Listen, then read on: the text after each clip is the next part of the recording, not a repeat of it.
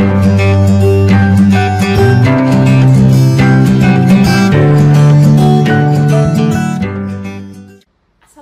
warahmatullahi wabarakatuh. Halo semuanya, selamat pagi. Bagaimana kabarnya hari ini? Semoga selalu dalam keadaan sehat ya. Nah, baik, sebelumnya perkenalkan, nama saya Lutfiat Tunisa. Di sini saya akan ikut belajar bersama teman-teman semua pada mata pelajaran prakarya. Nah, pada hari ini kita akan belajar modul 4 dengan judul mengenal kayu dan fungsinya, dan akan membahas unit 1 yaitu mengenal kayu. Menurut jenisnya, kayu ada yang keras dan ada pula yang lunak. Pada kayu yang lunak biasanya orang digunakan untuk perlengkapan rumah tangga dan sebagainya. Sedangkan jenis kayu yang keras biasanya digunakan orang untuk jembatan, rangka, atap bangunan, dan mebel seperti kursi, tempat tidur, dan sebagainya. Jenis kayu yang keras selain kuat juga tahan lama jika dibanding kayu yang lunak. Nah, kita akan membahas unit 1 yaitu apa itu kayu. Nah, kayu merupakan bahan bangunan alam, artinya kayu dapat diperoleh di alam bebas atau yang disebut hutan, tentunya dengan pengawasan dan ketentuan yang berlaku. Hutan di Indonesia dikelola oleh pemerintah, termasuk penebangannya.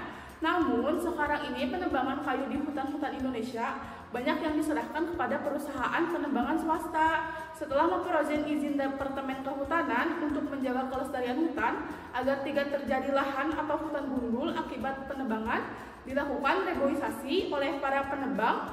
Para penebang diwajibkan menanam kembali pohon pada lokasi pembangunan. Nah, bagaimana sih cara mengolah kayu?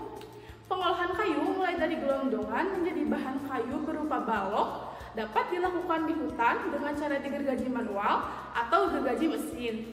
Bisa juga dibawa ke pabrik untuk diolah dengan mesin-mesin pengerjaan kayu. Nah, bagaimana sih cara mengangkut kayu tersebut?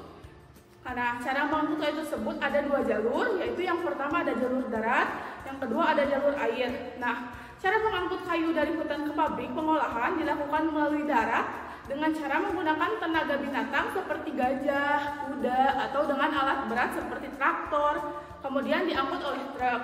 Nah, yang kedua ada jalur air. Nah, kayu dapat juga diangkut melalui laut atau sungai. Bila melalui sungai dilakukan dengan cara kayu dihanyutkan. Setelah kayu sampai di laut, kayu tersebut diangkut oleh kapal laut. Kayu yang sudah diolah dari gelondongan hingga menjadi balok atau papan yang ada di perdagangan harus disimpan atau dilindungi dengan baik guna menghindari cacat-cacat kayu seperti melengkung, busuk, retak, dan sebagainya sebelum dijual atau digunakan oleh konsumen. Nah, adapun cara mengawetkan kayu, yang pertama yaitu bisa dilakukan dengan cara terlebih dahulu kayu dicelupkan ke dalam cairan kimia dalam tungku yang besar dengan tekanan tinggi sehingga jamur-jamur tidak akan hidup pada kayu yang sudah diawetkan. Nah, adapun cara penyimpanan kayu yaitu dengan cara disusun atau ditumpuk dengan memberi ganjal balok kecil setiap lapisan sekaligus untuk mempercepat proses pengeringan yang disebut kering udara. Kayu balok atau papan perlu pengering yang sempurna sebelum dipergunakan.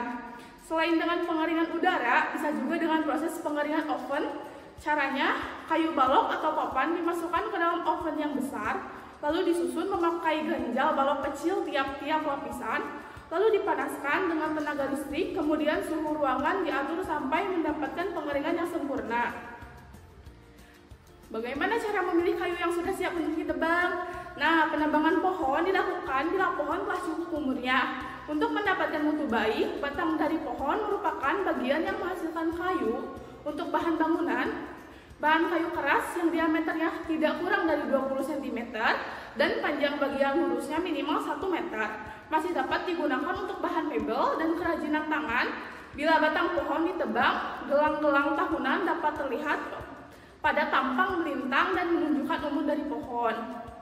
Pohon di Indonesia tumbuh lebih cepat pada musim hujan dibandingkan pada musim panas. Oleh karena itu, terjadi perbedaan warna pada batang dengan gelang tahunan. Nah, sekian materi dari modul 4 unit 1. Saya ucapkan terima kasih. Sampai ketemu di pertemuan berikutnya. Kunjungi sosial media lainnya seperti website kami di pkbmalfata.com, Facebook PKB Malfata Mananjaya, Instagram PKB Malfata _official. Dan terima kasih telah klik video ini. Jangan lupa like, comment, share, and subscribe untuk menunjukkan dukungan kamu terhadap channel ini. Enjoy the video, PKBM Al-Fatah.